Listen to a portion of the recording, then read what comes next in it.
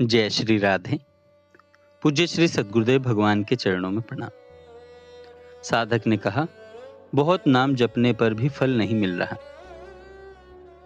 तो संत भगवान कहते हैं, इस सरल उपाय को सुनो।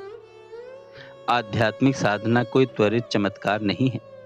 नाम जप वह कोमल, सूक्ष्म और दिव्य मार्ग है जो भीतर की मलिनता को धीरे धीरे धोता है और हृदय में ऐसी निर्मलता उत्पन्न करता है जो अंततः साधक आनंद से भर उठता है। परंतु इस मार्ग की पहली शर्त है धैर्य। धैर्य के बिना भक्ति कभी फलित नहीं होती। हम अनंत जन्मों की वासनाओं, कर्मों और आसक्तियों को लेकर जन्म लेते हैं।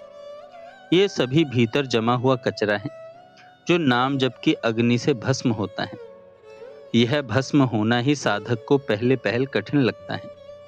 जैसे ही व्यक्ति नाम जपना शुरू करता है, माया अपना पुराना आधिपत्य बचाने के लिए व्याकुल हो जाती है। कभी अनुकूलता के रूप में फंसाती है तो कभी प्रतिकूलता के रूप में डराती है। कई बार साधक सोचने लगता है कि नाम जपने से जीवन में कोई परिवर्तन नहीं आया, दुख तो वैसे ही है। लेकिन यही वह समय है जब धैर्य की परीक्षा होती है। सज्जनों, भगवान छल नहीं करते, वे केवल कल्याण करते हैं। भगवान का मार्ग छल नहीं करता, न वह किसी को बहलाता है, न भ्रम में डालता है। वह केवल साधक के मंगल के लिए, उसके कल्याण के लिए उसे संभालता है। परंतु प्रश्न यह है, तुम्हारे पास क्या है देने को? विषयों में डूबा हुआ मन, मलिनता से भरा हृदय।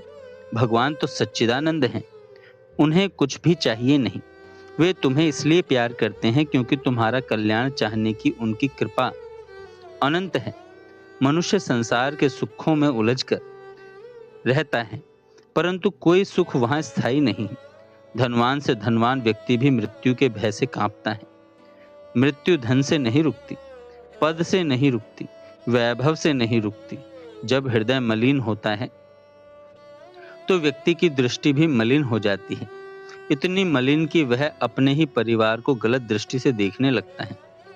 यह दृष्टि की अशुद्धता साधना से नहीं जाती, बल्कि केवल हृदय में प्रेम का प्रकाश होने पर जाती है।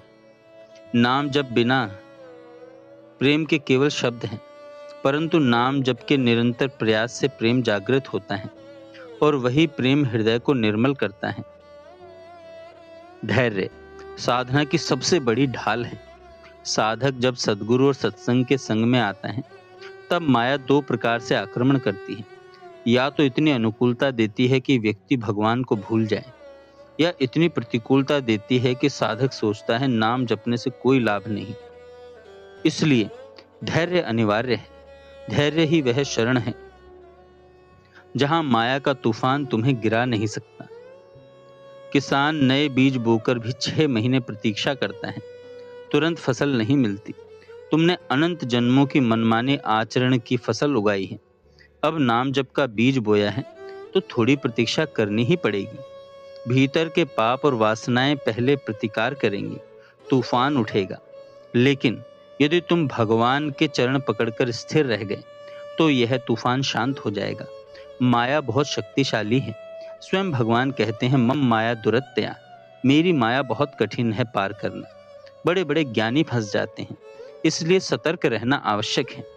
अक्सर कुछ मित्र या परिवारी जन साधक का मन तोड़ देते हैं। कहते हैं, क्या मिला नाम जप कर? शराब छोड़ दी, मांस छोड़ दिया, कोई लाभ हुआ? और साधक उनके प्रभाव में आकर सोचने लगता है कि शायद सचमुच कोई फल नहीं मिल रहा। यही कुसंग है, मन और तन दोनों का। कुसंग साधना का सबसे बड़ा शत्रु है। वह धीरे धीरे व्यक्ति को भगवत मार्ग से गिरा देता है। सच्चा साधक वह है जो नाम की औषधि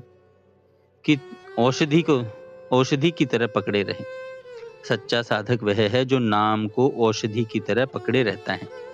जैसे कोई गंभीर रोगी है और उसके पास केवल एक ही दवा बची है, तो वह दवा को कोई भी कीमत पर नहीं छोड़ेगा। नाम वही दवा है, भव रोग की अचूक औषधि। चाहे भाव बने या ना बने, चाहे मन लगे या ना लगे, चाहे सम्मान मिले या अपमान, नाम जप किसी भी परिस्थिति में नहीं छोड़ना है। सुख दुख नाम जप का फल नहीं है। कभी सुख मिलता है, कभी दुख आता है, परंतु याद रखना, सुख आए तो वह तुम्हारे पुण्य से आया और दुख आए तो वह तुम्हारे पापों के भस्म होने का संकेत है। नाम जप का फल सुख दुख नहीं है, नाम का फल है दृढ़ता, निर्मलता, शांति और अंततः आनंद। यदि विवेक न रहा तो साधना का मार्ग छूट जाएगा। विवेक सत्संग से जागता है। सत्संग ऐसा दीपक है जो अंधकार में भी राह दिखाई देता है। जो विवेक जागृत हुआ वही साधक को टिकाता है। भगवान हृदय में बैठे हैं। यदि तुम स्वयं निकलना नहीं चाहोगे तो भगवान भी तुम्हें नहीं निकाल पाएंगे। तुम चाहो तो एक क्षण में माया से पार निकल सकते हो, तुम न चाहो तो अनंत जन्म भटकते रहोगे। माया का प्रलोभन बड़ा भीषण है, एक क्षण में आदमी को भुलवा देती है कि भगवान कौन, मार्ग क्या है। इसलिए साधक को सावधान होना होगा, किसी भी परिस्थिति में नाम नहीं छोड़ना। यह मार्ग तृप्ति का मार्ग है। जिस तृप्ति को पाकर भक्त कह उठता है, अब कछुनाथ न चाहिए मोरे। सत्संग में जो सीखते हो उसी पर परीक्षा होती है, उससे ज्यादा नहीं। यदि परीक्षा में गिर गए तो फिर सीखना होगा, फिर परीक्षा आएगी। यही साधना का क्रम है। एक साधक के सामने दो ही रास्ते हैं, भगवान की ओर या माया की ओर। माया को साधन बनाकर भगवान की प्राप्ति होती है, लेकिन जो लोग भगवान को साधन बनाते हैं उनकी साधना कभी स्थिर नहीं रहती।